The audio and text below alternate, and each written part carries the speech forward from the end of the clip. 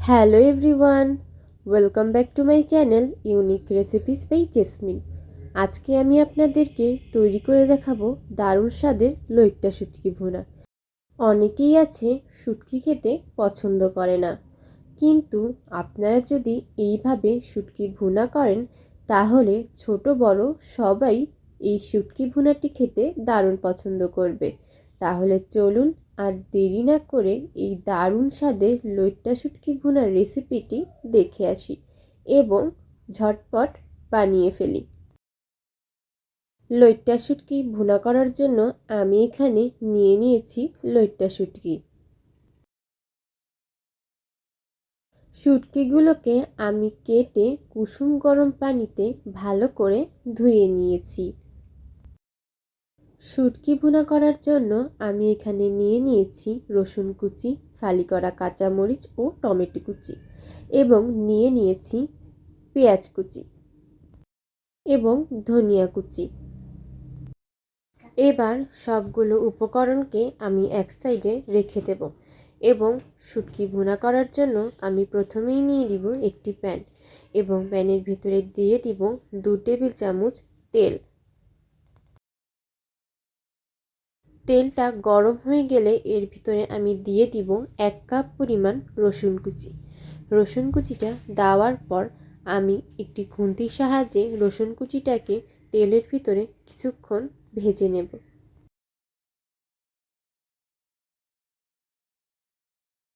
এবার দিয়ে দিব 1 কাপ পরিমাণ পেঁয়াজ কুচি। পেঁয়াজ কুচিটা দেওয়ার পর রসুনটার সাথে আমি পেঁয়াজ কুচিটাকে খুন্তিটির সাহায্যে ভালোভাবে নেড়ে নেব এবং তেলের ভিতরে কিছুক্ষণ ভেজে নেব। তেলের ভিতরে পেঁয়াজ ও রসুনটাকে আমি 2 মিনিট ভেজে নেব।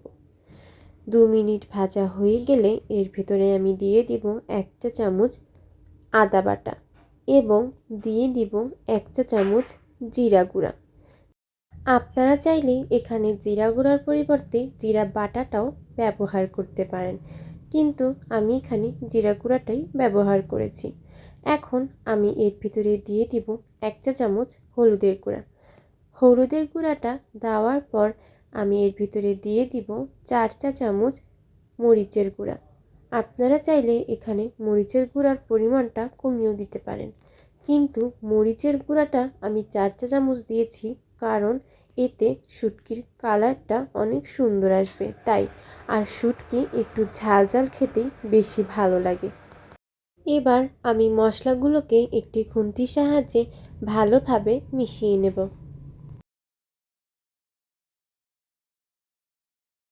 নাড়াচাড়া করে এর ভিতরে আমি দিয়ে দিব সামান্য পরিমাণ পানি।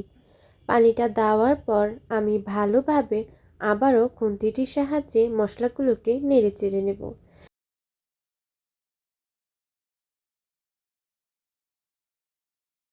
এখন আমি এর ভিতরে দিয়ে দিব কেটে রাখা টমেটোগুলো।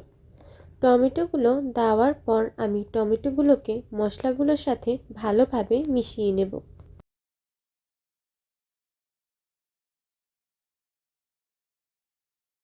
নাড়া হয়ে গেলে এর ভিতরে আমি দিয়ে দিব কেটে রাখা শুটকিগুলো।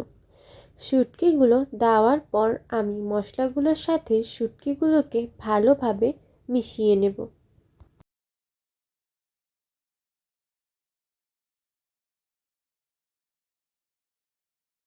নাড়া হয়ে গেলে আমি এর ভিতরে দিয়ে দিব আবারও সামান্য পরিমাণ পানি এবং পানিটা দেওয়ার পর আমি আবারও একটু শুটকিটাকে পানির সাথে নেড়ে চেড়ে নেব।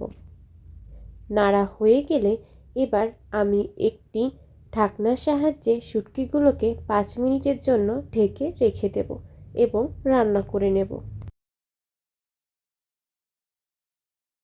5 মিনিট পর ঢাকনাটি আমি উঠিয়ে ফেলব এবং খুন্তির সাহায্যে শুটকিটাকে ভালোভাবে নেড়ে চেড়ে দেব।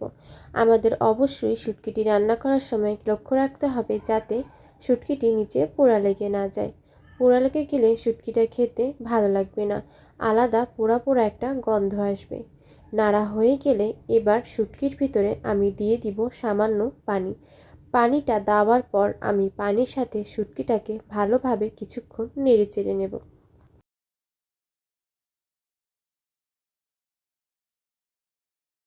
এখন দিয়ে দিব আমি এর ভিতরে স্বাদ মতো লবণ। আপনারা লবণটা যখন টমেটোটা দেবেন তখনই দিয়ে দিবেন। এখানে আমি লবণটা দিতে ভুলে গিয়েছি, তাই লবণটা আমি এখন এর ভিতরে দিয়ে দিয়েছি। এখন আমি এর ভিতরে দিয়ে দিব 5-6টা ফালি করা কাঁচামরিচ। ফালি করা কাঁচামরিচটা দেওয়ার পর আমি একটি ঢাকনার সাহায্যে আবারও শুটকিটাকে ঢেকে দেব এবং 10 মিনিট শুটকিটাকে রান্না করে নেব। 10 মিনিট পর আমি ঢাকনাটাকে উঠিয়ে ফেলব এবং শুটকিটাকে খুন্তির সাহায্যে নেড়ে দেব।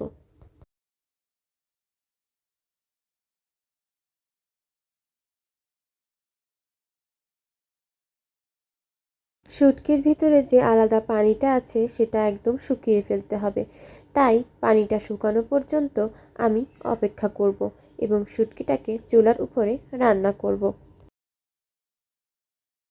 এখন আমি এর ভিতরে দিয়ে দিব ধনিয়া কুচি।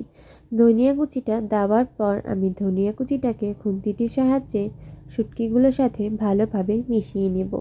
শুটকিটা নামানোর আগেই সবসময় ধনিয়া কুচিটা দিতে হবে, আর ধনিয়া কুচিটা যে কোনো মাছের সাথে দিলেই এর টেস্টটাই অন্যরকম হয়ে যায়, খেতে আরও বেশি ভালো লাগে। শুটকি ভুনা তৈরি হয়ে গেছে। আপনারা দেখতেই পাচ্ছেন শুটকির ভিতরে যে পানিটা ছিল সেটাও শুকিয়ে গেছে। এখন আমি শুটকিটাকে নামিয়ে ফেলব। তৈরি হয়ে গেছে দারুণ স্বাদের লইট্টা শুটকি ভুনা। আপনারা যদি এইভাবে শুটকি ভুনা করেন তাহলে ছোট বড় সবাই অনেক পছন্দ করবে এবং একবার খেলে এর স্বাদ মুখে লেগেই থাকবে, খেতে ইচ্ছে করবে বারবার। তাহলে আজকে এই পর্যন্তই। আবার কোনো একদিন আপনাদের সামনে হাজির হয়ে যাব নতুন কোনো এক রেসিপি নিয়ে। আপনারা যদি আমার চ্যানেলটি এখনও সাবস্ক্রাইব না করে থাকেন তাহলে প্লিজ আমার চ্যানেলটি সাবস্ক্রাইব করে ফেলুন, যাতে আমি কোনো ভিডিও দিলে সবার আগে পৌঁছে যায় আপনার কাছে, এবং পাশে থাকা বেল আইকনটি ক্লিক করে ফেলুন। ভিডিওটি যদি ভালো লেগে থাকে তাহলে অবশ্যই একটি লাইক দিয়ে যাবেন। আল্লাহ হাফেজ।